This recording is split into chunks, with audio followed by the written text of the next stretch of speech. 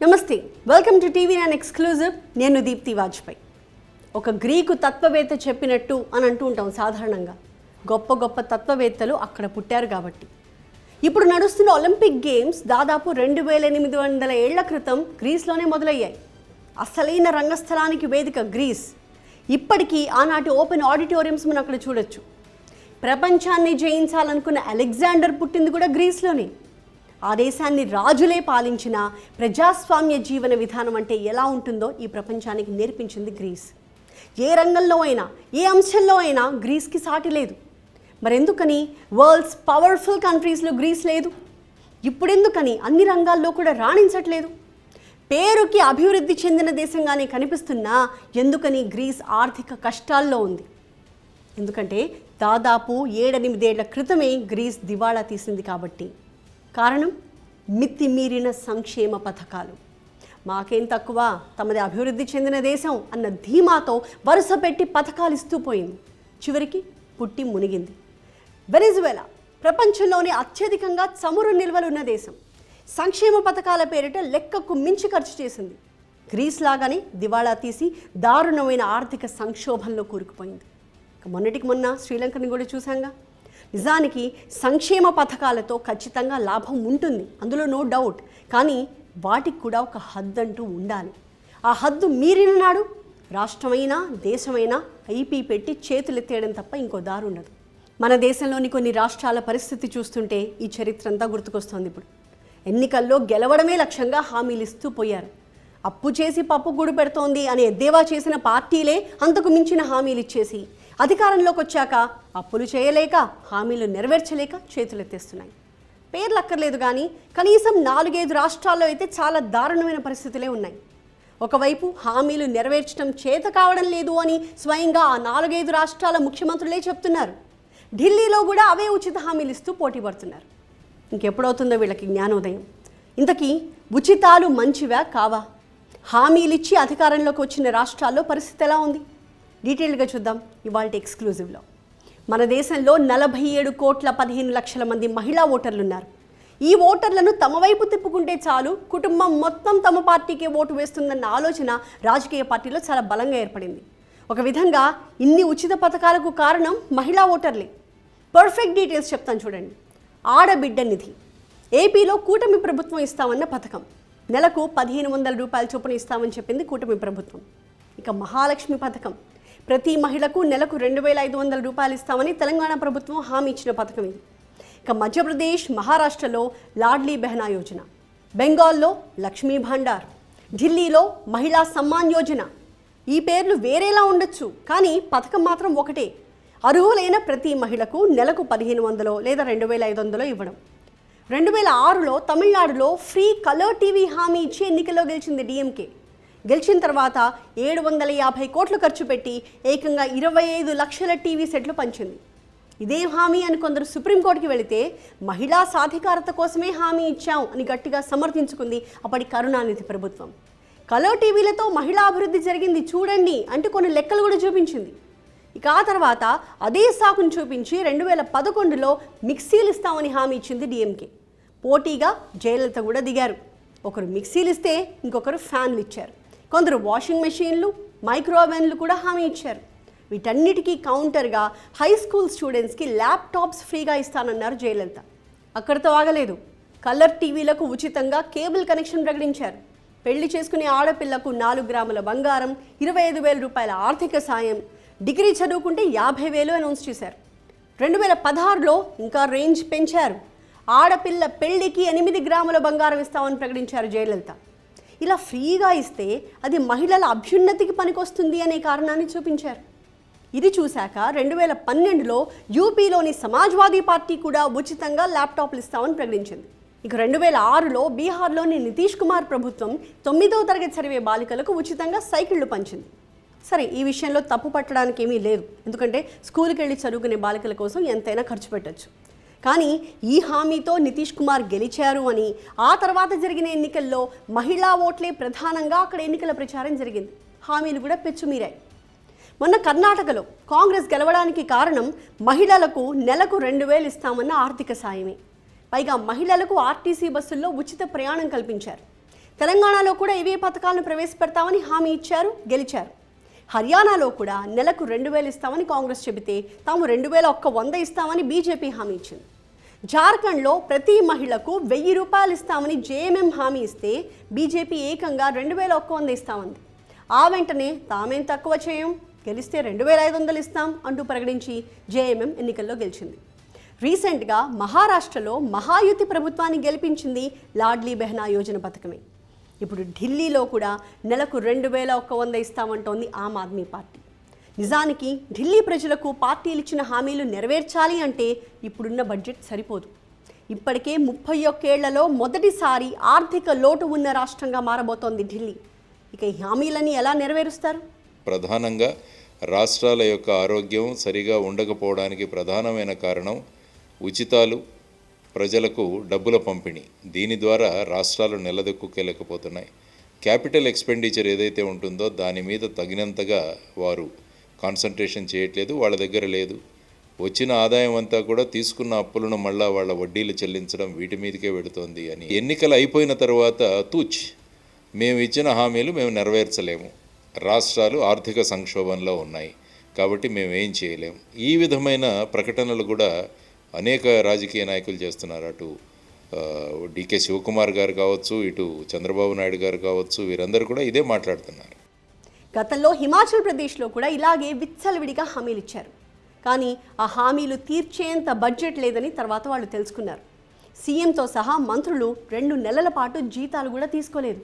కనీసం కొంతైనా డబ్బులు ఆదా అవుతాయి కదా అని. కానీ అవేం సరిపోతాయి. అందుకే 14 సబ్సిడీ పథకాలపై కోత విధించారు. హిమాచల్ ప్రదేశ్ బతికేదే టూరిజం మీద. అందుకే అక్కడ ఉచిత విద్యుత్, మహిళలకు ఫ్రీ బస్ పథకాలు నడిచేవి. కానీ బడ్జెట్ సరిపోక ఆ పథకాలను కూడా ఎత్తేశారు. ఎందుకంటే హిమాచల్ ప్రదేశ్ బడ్జెట్ 50,000 కోట్లయితే పథకాల ఖర్చే 90,000 కోట్లయింది. హిమాచల్ ప్రదేశ్లో ఇలాంటి పరిస్థితి ఉందని తెలిసి కూడా కర్ణాటకలో గెలవడానికి కాంగ్రెస్ పార్టీ తెగ హామీలు ఇచ్చింది. ఇప్పుడు కర్ణాటక పరిస్థితి ఏంటంటే అభివృద్ధి పనులు చేపట్టాలన్నా డబ్బులు లేకుండా అయిపోయాయని మొత్తుకుంటోంది అక్కడి ప్రభుత్వం.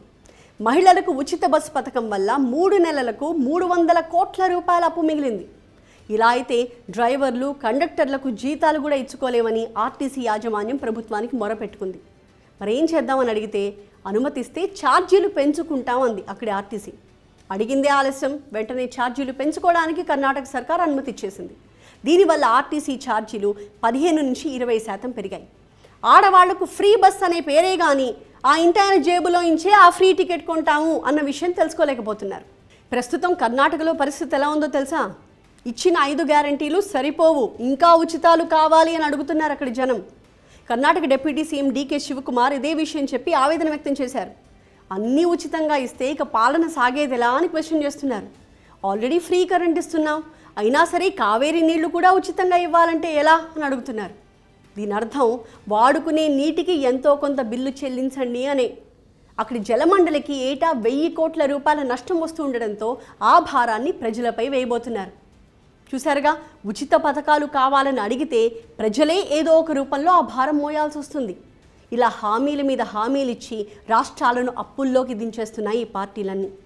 పంజాబ్, హిమాచల్ ప్రదేశ్, పశ్చిమ బెంగాల్, రాజస్థాన్, ఉత్తరప్రదేశ్, మధ్యప్రదేశ్, కేరళ, తెలంగాణ, ఆంధ్రప్రదేశ్ ఇవన్నీ అప్పుల్లో కూరుకుపోయాయి అంటే అందుకు కారణం ఈ పథకాలే. ఇంతకీ సంక్షేమం అంటే ఏంటి, ఉచితాలు అని వేటినంటారు? ఈ రెండింటి మధ్య ఉన్న ఆ సన్న గీతకు అర్థం ఏంటి?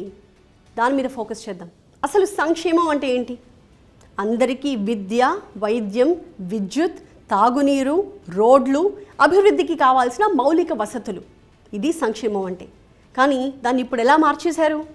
పెళ్లి చేసుకుంటే డబ్బులు, పిల్లల్ని స్కూల్కి పంపిస్తే డబ్బులు, ఎవరి పనులు వాళ్ళు చేసుకుంటున్న వాళ్ళకు కూడా డబ్బులు, పండగొస్తే చీరలు, మిక్సీలు, ఫ్యాన్లు, ఇష్టారీతిన పథకాలు ప్రవేశపెట్టి సంక్షేమానికి అర్థం ఇది అని కొత్త అర్థం చెప్తున్నారు.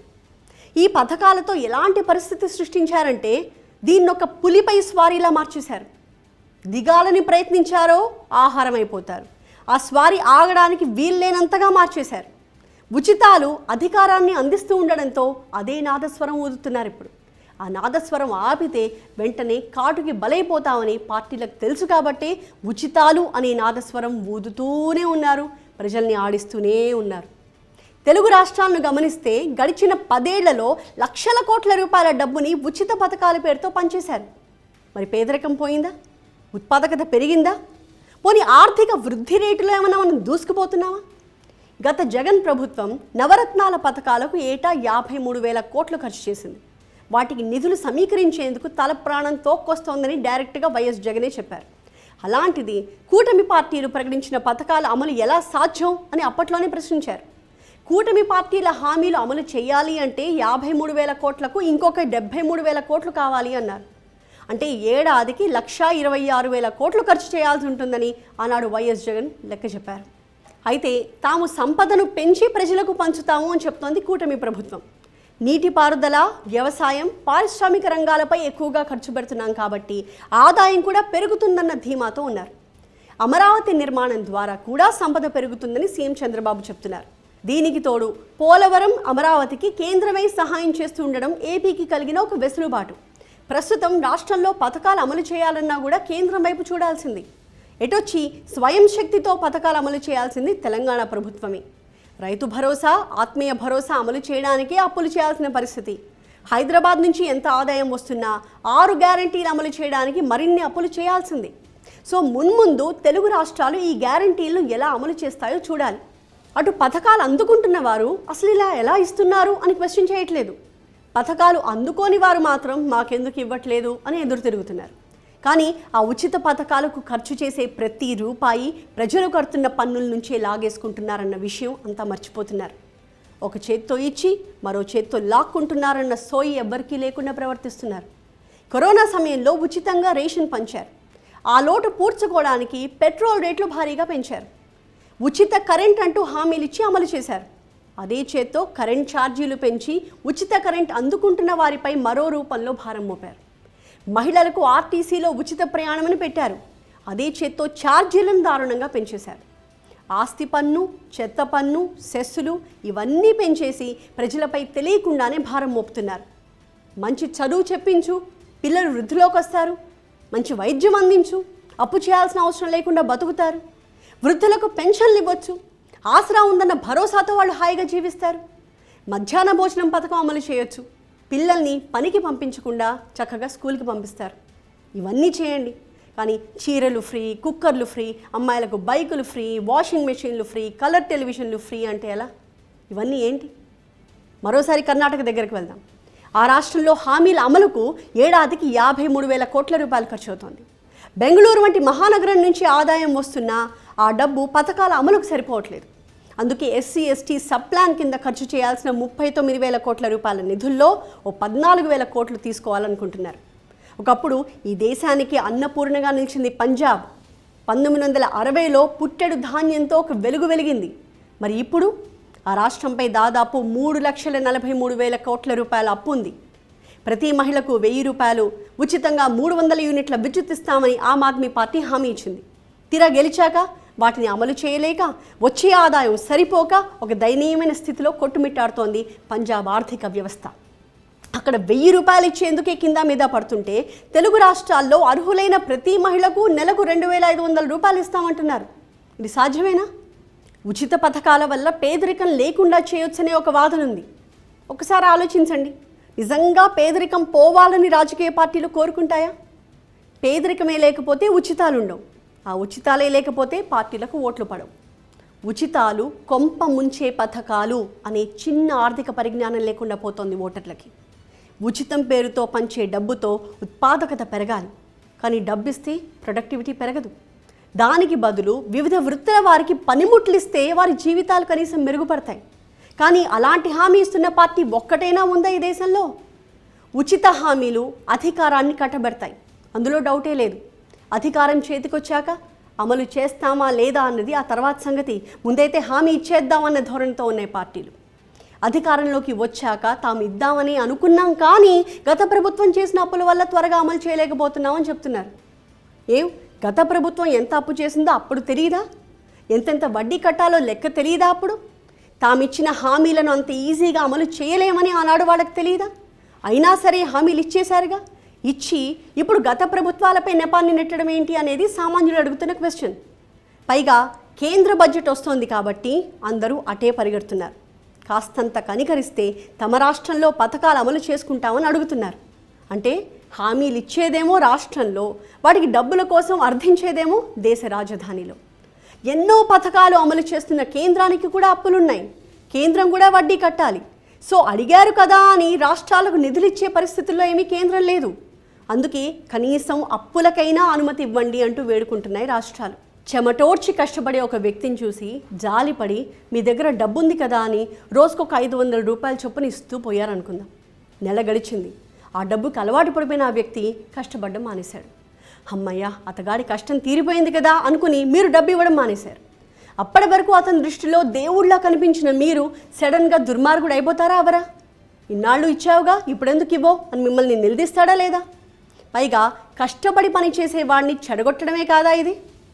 మహాకవి శ్రీశ్రీ చెప్పినట్టు ఎవరో వస్తారని ఏదో చేస్తారని ఎదురు చూసి మోసపోవడం అలవాటు పడిపోయిన శరీరం, మనసు స్వశక్తిని వాడడం మరిచిపోయి మానసికంగా బలహీనపడిపోయి పరాన్న జీవులుగా మిగిలిపోతారు. పార్టీలు ఇస్తున్న హామీలు కూడా ఇప్పుడు ఇలానే ఉంటున్నాయి. ప్రజల్లో లేనిపోని ఆశలు రేకెత్తించి సాధ్యమా కాదా అని ఆలోచించకుండా హామీలు ఇచ్చేసి ఎన్నికల్లో గెలిచి తీరా అప్పులున్నాయి అని అప్పుడు చేతులు ఎత్తేస్తే మరి ఇన్నాళ్ళు ఆ ఉచితాలకు అలవాటు పడ్డ ఓటర్ ఊరుకుంటాడా? లేని అలవాటు నేర్పి డబ్బులు లేవు అంటే ఆగిపోతాడా? సో ఎవరో ఒకరు ఎక్కడో అక్కడ ఈ ఉచితాలకు ఫుల్ స్టాప్ పెట్టాల్సింది. లేదంటే ఒక గ్రీస్, ఒక వెనిజువేలా, ఒక శ్రీలంకలా మారిపోతుంది పరిస్థితి. ఇది వాళ్ళ TV9 ఎక్స్క్లూజివ్. మరొక అంశంతో మళ్ళీ కలుద్దాం.